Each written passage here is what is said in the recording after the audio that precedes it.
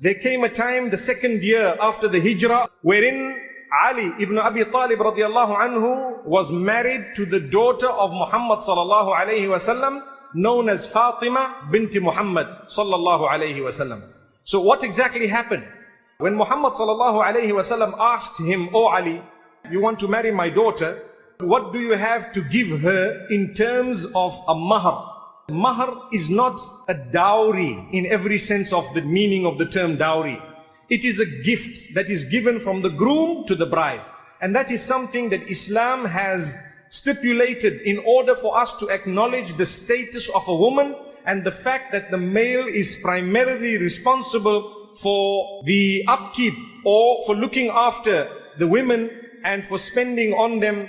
So Muhammad sallallahu alayhi wasallam knew that this man does not own a home, he's not a wealthy man, he doesn't have much, but he gave him his daughter. Muhammad sallallahu alayhi wasallam loved his daughter so much. Do you think he would have given his daughter to someone who really had absolutely nothing? According to Muhammad sallallahu alayhi wasallam, Ali ibn Abi Talib had a lot. He had iman. He was an upright youngster. He grew up with Muhammad sallallahu alayhi wasallam. So his character and his religion were of a very, very high level, if not one of the highest. This is what is to be looked at to this day. إِذَا أَتَاكُمْ مَنْ تَرْضَوْنَ دِينَهُ وَخُلُقَهُ فَزَوِّجُوهُ. If someone comes to marry your daughter, they have good character and conduct and a high level of deen, let them get married. Subhanallah, let them get married. From this we learn that those who choose to look at wealth and wealth alone, and status in society and status alone, a lot of the times they doom their daughters into great depression. Yet they just want to save their names. That's why they got them married there. It's not always the case, but it is happening more often today than ever before. May Allah grant us the ability to seek guidelines from the messenger we claim to love so much. He says, "Oh Ali, what do you have?" He says, "I have nothing." He says, "Oh Ali, you have an armor. What about that?" He said, "Yes, I do have the armor." He said, "Well, you can sell the armor and give the amount to my daughter." So he did not say, "Pay me for my daughter, and you need to pay the rest of my family and bring gifts, and we need to have a night before you get married that will be even bigger than the marriage itself, and we need to start celebrating in this way and that way." It was something so simple. They were married and the ceremony was not even what we would see today. It was something that was an agreement between them. They had the witnesses that were there, simple occasion. And this was one of the most blessed of all marriages ever. So listen to what Ali ibn Abi Talib did. He went out to the market to sell his armor. So Uthman ibn Affan, who was married to the other daughter of Muhammad sallallahu alayhi wasallam. So these are now brothers-in-law, right?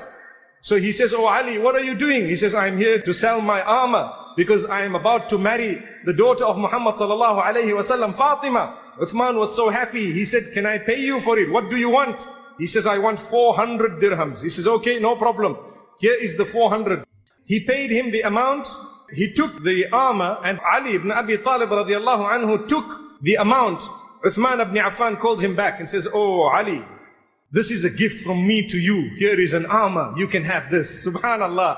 So he went back with the armor and with the 400 as well. Subhanallah. And he went to give it, and he told Muhammad sallallahu alayhi wasallam about what Uthman ibn Affan had done.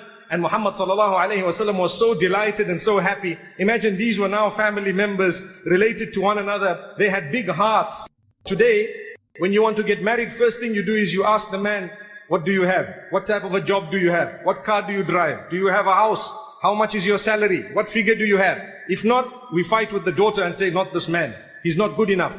Not realizing that our fathers or grandfathers, when they got married, they were much happier than we are. And they married those who had absolutely no house, no shoes sometime.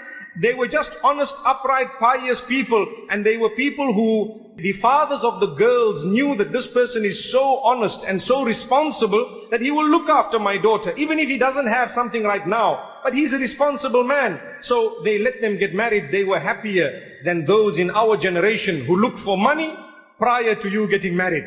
So how is it? You will only be married at the age of 40, my beloved brother, because that is when you will own a house. May Allah make it easy for us to look at the lesson of Ali ibn Abi Talib radiallahu anhu.